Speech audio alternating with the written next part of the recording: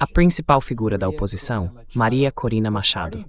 O partido dela, o Vente Venezuela, não era realmente o principal partido de oposição. O principal partido de oposição se chamava Vontade Popular e era liderado por Leopoldo López. Foi esse partido que produziu Juan Guaidó. Eles são um desses partidos mais novos que foram criados essencialmente por meio da USAID, da Canvas e do National Endowment for Democracy, para produzir figuras de oposição radicais que queriam vender o próprio país e permitir que seus recursos fossem roubados para assim chegarem ao poder sobre as costas de um tanque. Mas Maria Corina Machado sempre foi mais radical do que eles.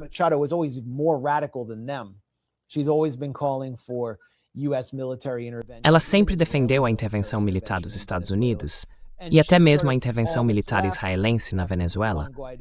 E ela é meio que tudo o que restou depois que o espetáculo de Juan Guaidó perdeu força. Então ela recebe o Prêmio Nobel e nós noticiamos isso. Temos uma matéria sobre o assunto no The Grey Zone, baseada em um parecer jurídico realmente devastador, escrito por Julian Assange, mostrando que o Comitê Nobel violou suas próprias regras ao conceder o prêmio a alguém que já havia demonstrado interesse em ver crimes de guerra cometidos contra seu próprio povo. Sabe, Obama? Aquilo foi uma farsa. Mas Obama ainda não havia cometido nem supervisionado crimes de guerra.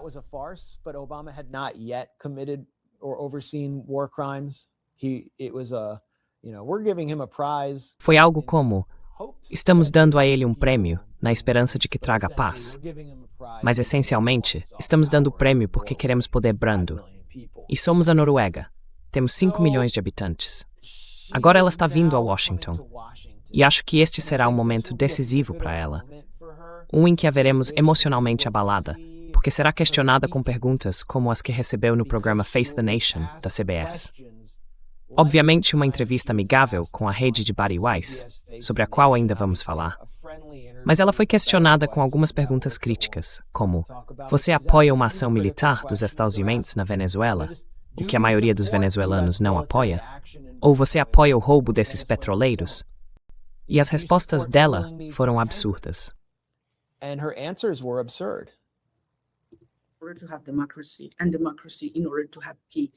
Para que haja democracia, e para que a democracia traga paz, e para manter e alcançar a liberdade, é preciso ter força.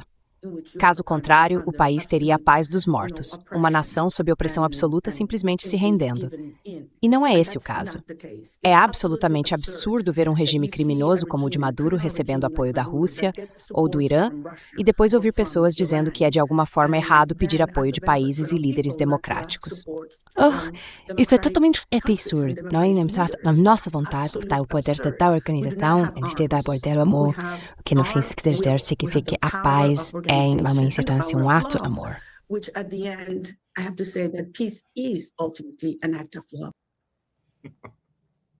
Então, basicamente, bombardear a Venezuela é um ato de amor.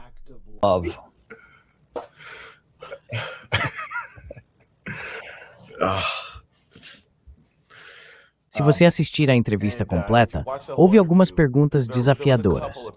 Por exemplo, existe uma contradição entre receber um Prêmio Nobel da Paz e defender a guerra? Mesmo assim, ela é tratada com tanto cuidado porque é vista como o novo rosto da Venezuela, a próxima líder. Então ela está nessa constante turnê pela mídia, sendo promovida como uma amante da democracia. No entanto, até pessoas como Francisco Rodrigues dizem que a oposição venezuelana não está totalmente ao lado dela. Não é como se ela fosse uma grande força unificadora para a oposição. Na verdade, não sei, você me diga. Me parece que Juan Guaidó foi uma força mais unificadora para a oposição venezuelana do que ela.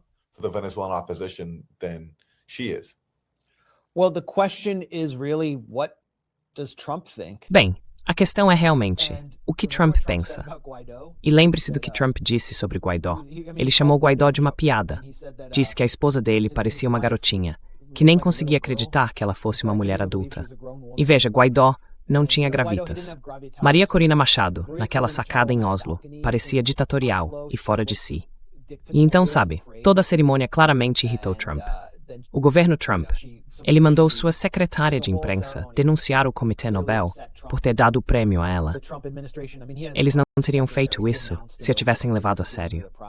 They wouldn't have done that if they took her seriously, and I don't think the Trump administration takes her seriously. E eu não acho que o governo Trump a leve a sério. Acho que mesmo enquanto Rubio ouve esses maníacos por mudança de regime como Claver Carone e Marshall Billingsley, ele entende que Maria Corina Machado não comanda nada.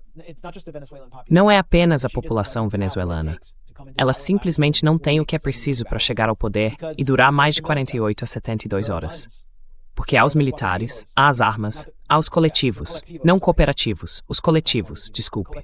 E quem controla isso, quem realmente tem a credibilidade e o apoio dos militares, não é ela. Backing of the military. It's not her. So, if anything, Então, se há algo, e eu simplesmente tenho essa sensação, quando leio a cobertura da grande mídia e ouço o que os funcionários de Trump estão dizendo, é que eles não estão realmente promovendo Maria Corina. Então, devem estar tentando arranjar algum tipo de acordo em que Maduro saia e depois afirmem que vão colocar uma figura mais moderada de dentro do campo chavista, alguém que possam começar a enfraquecer aos poucos.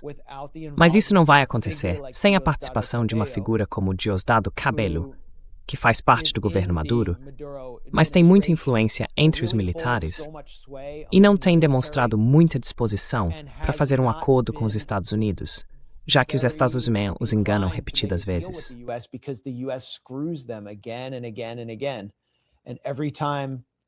E toda vez que ele se envolveu em algum processo de negociação com os Estados Unidos, eles vieram com uma nova rodada de sanções e agora vieram com esse cerco naval. Então não acho que os Estados Unidos, o governo Trump, saibam realmente o que fazer, ou tenham uma estratégia além de Maduro que possa funcionar de verdade, porque os militares estão totalmente firmes por trás desse governo e de seu sistema. Então, Maria Corina Machado pode falar o quanto quiser, mas ela vai acabar seguindo o mesmo caminho de Guaidó. Aliás, ouvi dizer que ele foi realmente expulso de um voo para Oslo. Ele queria participar da cerimônia, mas foi deixado de fora porque agora o consideram um grande constrangimento.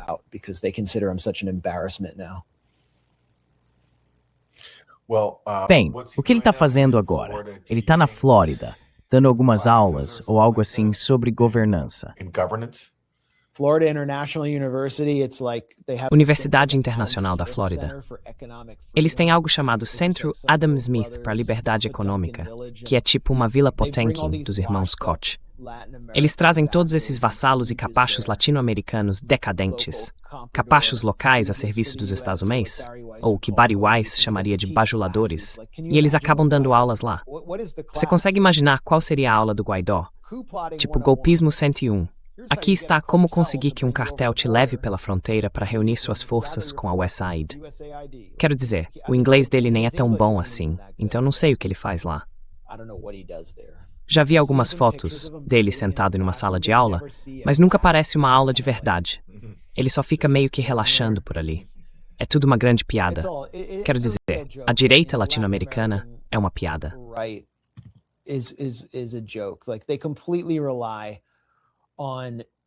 Eles dependem completamente dos resgates dos Estados Unidos e do exército americano, e fracassam em cada etapa do caminho.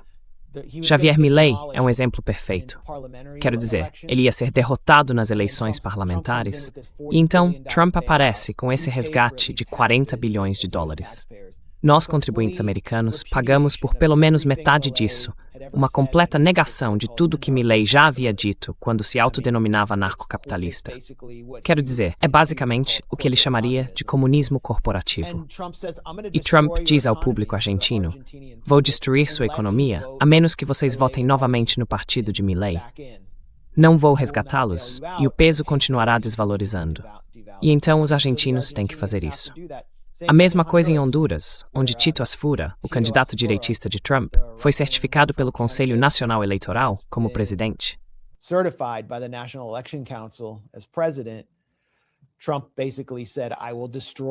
Trump basicamente disse, vou destruir a economia de Honduras se vocês não colocarem no poder. vou impor sanções. Ele está tentando fazer a mesma coisa na Colômbia. Então, a direita latino-americana, não há nada que ela possa fazer sem Washington. Todo o trabalho deles é instalar novas repúblicas das bananas. Temos um documentário que será lançado, mais tarde hoje eu vou publicá-lo, já está pronto, sobre Daniel Noboa e seu papel no tráfico internacional de drogas no Equador. Este é o presidente do Equador, um importante aliado dos Estados Unidos, que recentemente recebeu Marco Rubio e Kristi Noem. E isso vai te mostrar tudo o que você precisa saber sobre a direita latino-americana. O documentário traz uma entrevista com um jornalista equatoriano, Agustín Duran, que teve de fugir do Equador porque expôs essa aliança sombria entre a família Noboa e os cartéis.